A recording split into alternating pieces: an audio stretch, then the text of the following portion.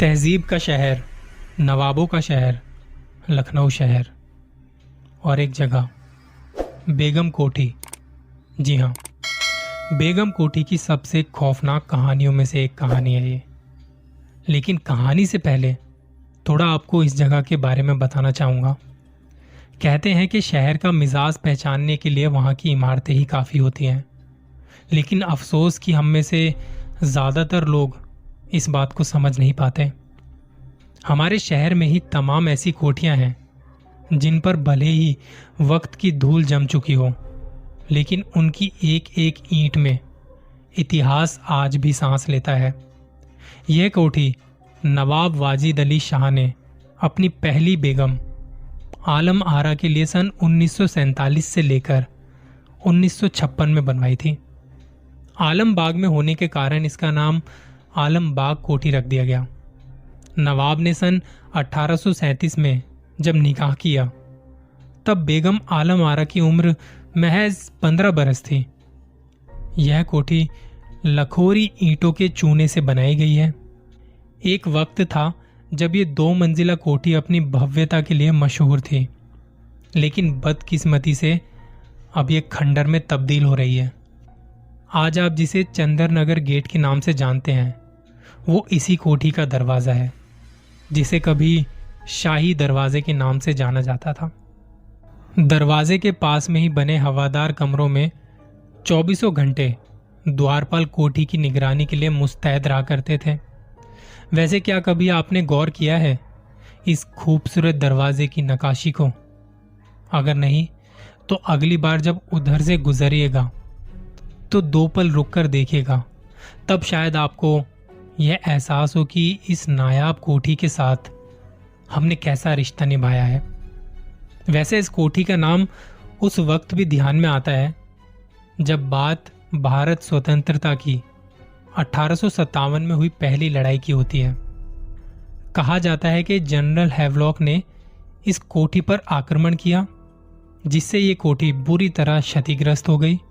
बाद में अंग्रेजों ने इस कोठी का इस्तेमाल सैनिकों के अस्पताल के रूप में कर दिया। यहाँ फांसी भी दी जाने लगी। इसी वजह से इसका नाम फांसी दरवाजा भी पड़ गया।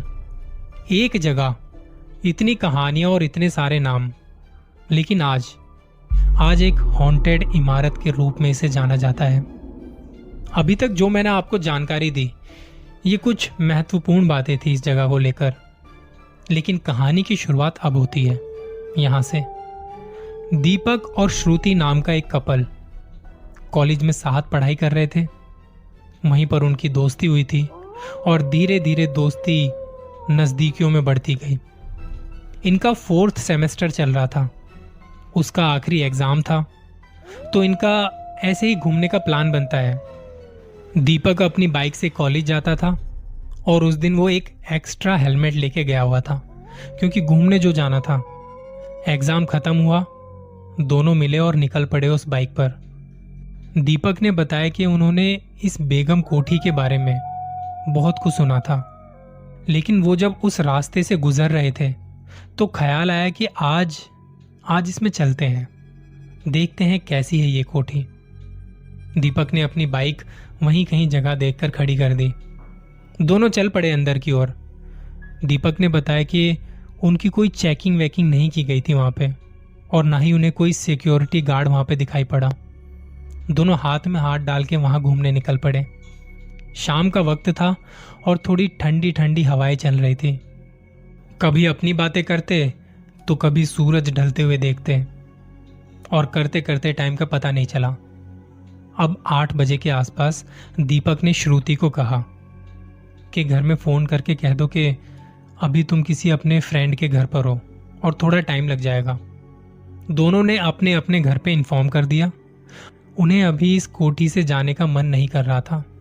वैसे भी कोठी में कोई इतना आता जाता तो था नहीं, दिन में भी नहीं, रात को आने का तो कोई सवाल ही नहीं होता। दीपक ने श्रुति को अपनी ओर खींचा और श्रुति हाथ छुड़ा के भाग गई। इस कोठी में छोटे छोटे से कमरे बने हुए थे, तो श्रुति एक कमरे से दूसरे कमरे में भाग रही थी। दीपक उसे आवाज दे रहा था, अरे रुको, ऐसे मुझे अकेले मत छोड़ो। पहले तो श्रुति की आवाज आ रही थी।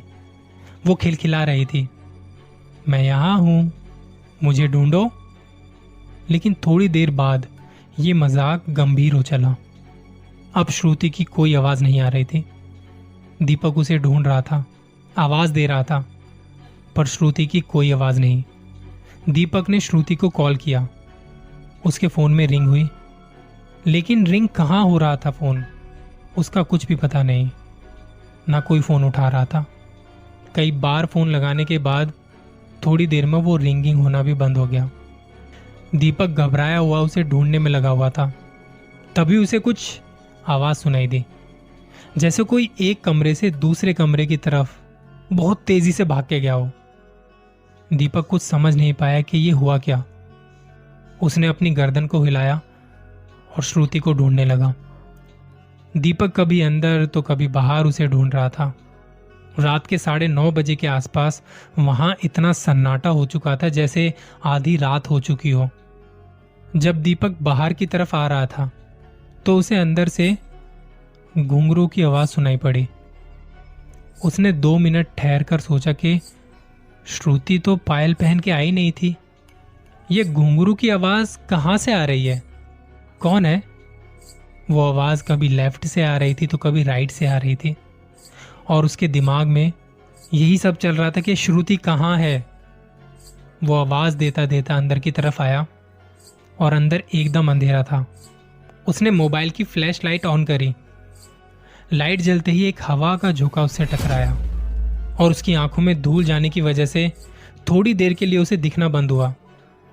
जब वो अपनी आंखों को साफ करने की कोशिश कर रहा था तभी उसके कानों के पास से एक आवाज आई, दीपक।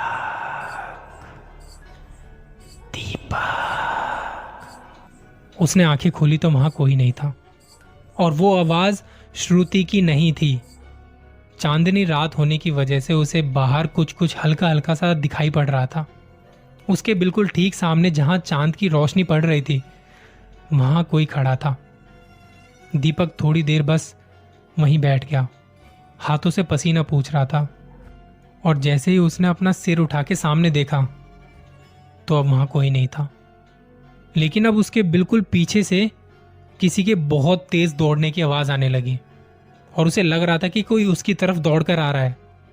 उसने जैसे ही पीछे देखा, एक जोर की आवाज के साथ उससे कुछ टकराया और सब शांत। अब कोई आवाज नहीं। दीपक गिर पड़ा और तभी उसे श्रुति की आवाज सुनाई दी, दीपक कहाँ हो तुम? देखो मैं बाहर खड़ी हूं, आ जाओ यार, घर चलते हैं, मुझे बहुत डर लग रहा है यहाँ, मेरा फोन कहीं गुम हो गया है। दीपक ने उसे आवाज दी, मैं अंदर हूं। जल्दी से श्रुति उसकी आवाज सुन के उसके पास आई। उसने रोते हुए कहा, कहाँ चली गई थी तुम? मैं तो तुम्हें बहुत देर से आवाज दे रही थी, मुझे लगा तुम कहीं चले तो नहीं गए, पर मुझे तो तुम्हारी कोई आवाज नहीं सुनाई दी। और तुम्हारा फोन? दीपक फोन को छोड़ो, मैं यहां से जाना चाहती हूं बस। हम दोनों बाहर बाइक तक आए। मैंने श्रुति को पानी पिलाया। तुम ठीक हो ना? हाँ हाँ, तुम बस चलो यहाँ से। उसके बाद हम दोनों वहाँ से चले गए। हमारी जिंदगी का सबसे खौफनाक दिन था वो। बेगम कोठी के बारे में बहुत कुछ सुना था। लोग कहते थे कि वहाँ कुछ है, रात को कभी वहाँ मत जाना। हमसे शायद वो भूल हो गई थी, हमें वहाँ रात को नहीं रुकना चाहिए था। मैंने श्रुति को घर छोड़ा और उसे सॉरी कहा। श्रुति ने कहा, तुम ठीक हो ना? मैंने हाँ में गर्दन हिलाई और वो चली गई। मैं सारे रास्ते यही सोचता आ रहा था कि वो था क्या, वो क्यों था। लोग शायद सच कहते हैं कि बेगम कोठी में रात के वक्त बिल्कुल भी मत जाना।